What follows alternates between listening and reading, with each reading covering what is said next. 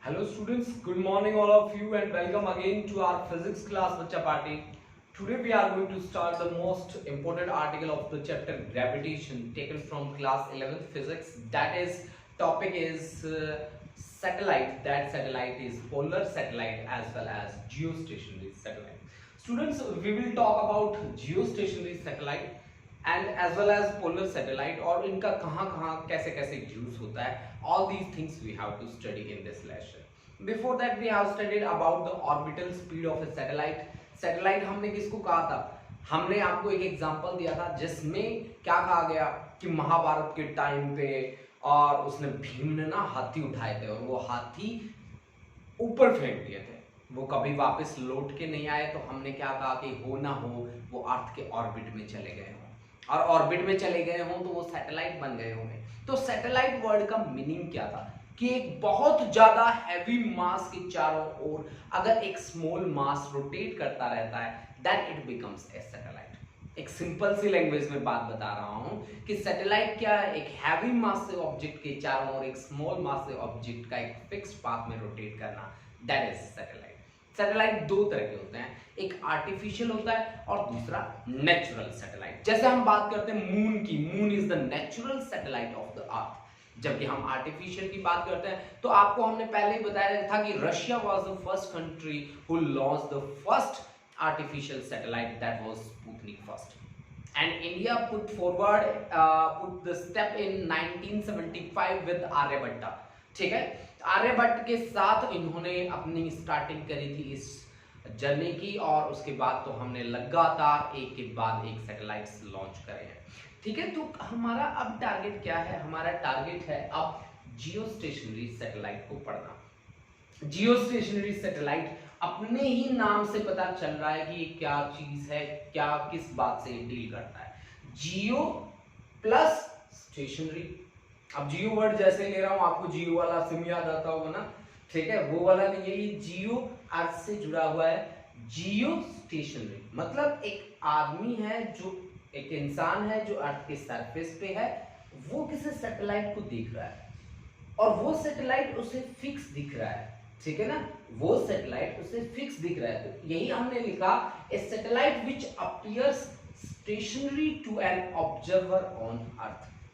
अब अर्थ तो एक रोटेटिंग फ्रेम है ना भाई, अर्थ तो रोटेटिंग फ्रेम है, यानी कि वेलोसिटी मतलब आपका सैटेलाइट और जो पर्सन है, जो ऑब्जर्वर है, जो यहाँ पे खड़ा है अर्थ के सरफेस पे, ये अर्थ का सरफेस है आपके पास और यहाँ खड़े हो आप. ये देखो भाई, मुस्कुरा रहे हो आप ऐसे, ठीक है, और देख रहे हो यहाँ पे एक सैटेलाइट आपको दिख रहा है और वो आपको स्टेशनरी दिख रहा है. अब आप कहते हो कि सर अर्थ तो एक मूविंग फ्रेम है, तो अगर मूविंग फ्रेम है तो इसकी भी वेलोसिटी किसके बराबर होनी चाहिए? इसके बराबर होनी चाहिए और इसका सेंस ऑफ रोटेशन भी सेम होना चाहिए. इसका क्या मतलब है कि velocity of earth with respect to satellite that must be equal to 0. तो velocity of earth minus velocity of satellite that becomes equal to 0, है ना. तो velocity of earth becomes equal to किसके? velocity of satellite के बराबर हो जाएगा. क्या कहते हो? बिल्कुल सही बात है कि अगर दोनों की वेलोसिटी बराबर है तभी तो रिलेटिव वेलोसिटी क्या आएगी? सेम आएगी. और हमने ये भी कहा कि सेंस ऑफ रोटेशन भी सेम है, यानी कि अगर मैं बात करूं एंगुलर वेलोसिटी की तो angular velocity of satellite must be equal to angular velocity of a person या अर्थ. अर्थ की हम बात कर रहे हैं, अर्थ पे हम खड़े हैं, तो अर्थ और सैटेलाइट दोनों की एंगुलर वेलोसिटी भी क्या होनी चाहिए? बराबर होनी चाहिए. मैं आपको बता दूं कि इसका जो टाइम पीरियड है दैट इज 24 आवर्स. ठीक है ना, 24 आवर्स इसका टाइम पीरियड जो रहेगा जियो स्टेशनरी सैटेलाइट का, दैट इज 24 आवर्स. ठीक है, अब क्या मैं इसका यूज करके, टाइम का यूज करके क्या मैं हाइट निकाल सकता हूं?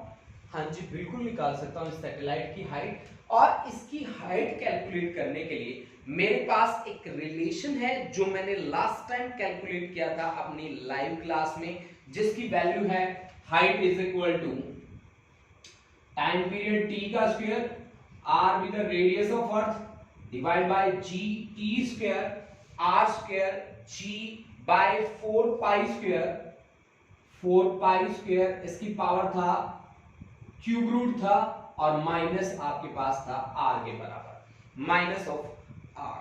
देखो बच्चों आर यहाँ पे रेडियस ऑफ अर्थ है और रेडियस ऑफ अर्थ की वैल्यू होती है 6400 किलोमीटर और आप इसको मीटर में कन्वर्ट करें तो 640000 यानी कि 64 इंटू 10⁵ या आप कह सकते हैं कि 6.4 into 10⁶ metre. This is the radius of earth, ठीक है। और जी की वैल्यू आप ले लेते हैं जी 9.8 मीटर पर सेकंड स्क्वायर, ठीक है। टाइम आपको मैंने बता दिया 24 आवर्स, 24 1 आवर में 60 मिनट, 1 मिनट में 60 सेकंड। तो यानी कि जब आप हाइट कैलकुलेट करेंगे then this comes near about 36,000 kilometre. यानी कि अगर आप किसी जियो स्टेशनरी सैटेलाइट के साथ डील कर रहे हैं then its height must be 36,000 kilometre above the equator of earth. We will talk about the equator ना, एक्चुअली हमें किसके साथ डील करना है, इक्वेटर के साथ डील करना है। देखो बच्चों ये हमारे पास है जियो स्टेशनरी की बात कि जियो स्टेशनरी के लिए हाइट कितनी होनी चाहिए, 36,000 किलोमीटर होनी चाहिए।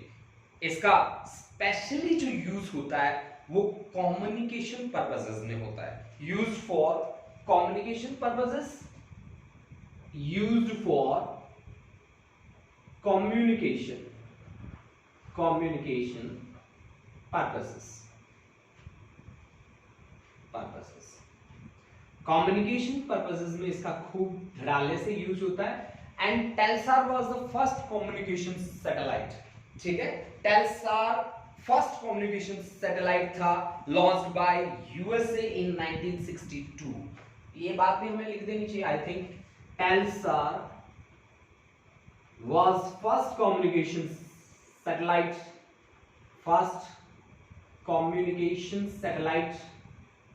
launched by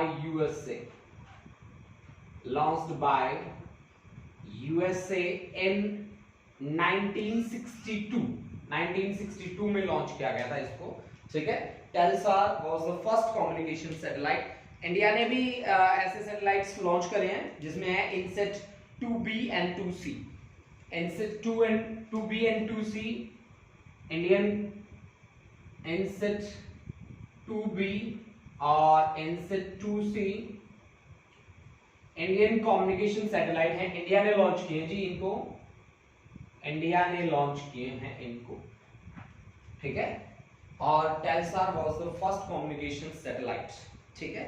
इसके लिए कंडीशंस क्या क्या होनी चाहिए वो तो आपने देख ली हैं। इसकी height 36 kilometre above the equator of earth, time period इसका 24 आवर्स होना चाहिए, plane of orbit of satellite is normal to the axis of rotation of earth, is normal to the sense of rotation is same as that of earth, that is from west to east, its orbital speed is 3.1 kilometre per second. इसकी जो orbital speed है, orbital speed जो है 3.1 kilometre per second. Sense of rotation west to east, जैसे कि earth rotate करती है जैसे एंगुलर वेलोसिटी के साथ, वही इसकी एंगुलर वेलोसिटी है। तो इसकी एसेंशियल कंडीशंस हमारे पास क्या हुई, इसका जो टाइम पीरियड है दैट मस्ट बी 24 आवर्स, वो टाइम पीरियड 24 आवर होना चाहिए। उसकी हाइट इक्वेटर से 36,000 किलोमीटर होनी चाहिए above the surface of earth, है ना, इक्वेटर से 36,000 किलोमीटर ऊपर, ठीक है ना। उसके बाद इसका जो एंगुलर वेलोसिटी है सैटेलाइट का और अर्थ का वो सेम होना चाहिए, इसका टाइम पीरियड 24 आवर्स होना चाहिए और इसका सेंस ऑफ रोटेशन सेम होना चाहिए as that of earth. This is all about the geostationary satellite. Communication purposes में इसका ज्यादातर यूज होता है बच्चा पार्टी, तो ये बात आप स्पेशली ध्यान रखें इसके बारे में। Now we have to move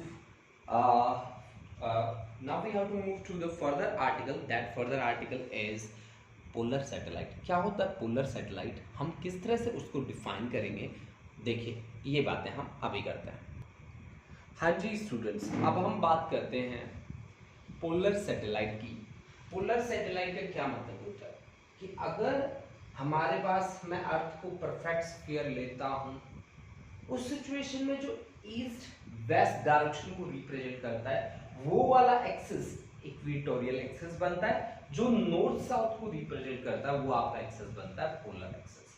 अब अपने नाम से क्लियर है कि पोलर सैटेलाइट का मतलब है ऐसा सैटेलाइट जो पोलर एक्सिस के विद रिस्पेक्ट क्या कर रहा है, रोटेट कर रहा है, पोलर एक्सिस के अंदर अपना रोटेशन कंप्लीट कर रहा है। ठीक है, तो यानी कि उसका जो एक्सिस बनेगा ये आपका क्या बनेगा, पोलर ऑर्बिट बनेगा, जिसमें हमारा सैटेलाइट क्या करेगा, रोटेट करेगा।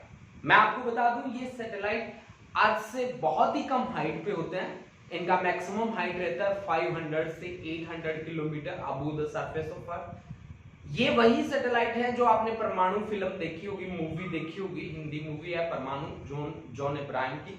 ठीक है, तो आप उसमें देखना कि वो सैटेलाइट यूएसए वाले सैटेलाइट हम पे पूरी तरह से निगाह रखते होते हैं। ठीक है, हमारी हर एक्टिविटी को पोखरण राजस्थान में नोट किया जाता होता है ट्वाइस ए डे। ठीक है, दिन में 2 बार आते हैं, कुछ एक ब्लैक स्पॉट्स होते हैं 3-4 घंटे के, उनमें हम काम करते थे। मतलब ये अर्थ को ना बहुत बार देख सकता है दिन में, और एक छोटी से छोटी चीज को भी देख सकता है, जैसे सुई भी रखी होगी ना तो उसको भी ढूंढने की कैपेबिलिटी होती है इसके अंदर। ठीक है, तो यानी कि इसका काम ज्यादा यूज होता है इसका रिमोट सेंसिंग में।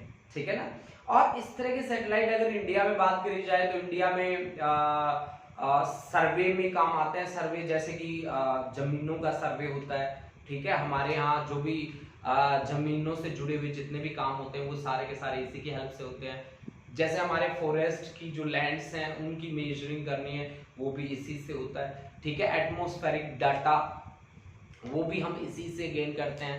ठीक है, ओजोन लेयर में को डिटेक्ट करना है, उसका होल वगैरह ओजोन लेयर में होल हो रहा है पता है आपको, तो वो सारी की सारी बातें इन्हीं सैटेलाइट की हेल्प से पॉसिबल होती है।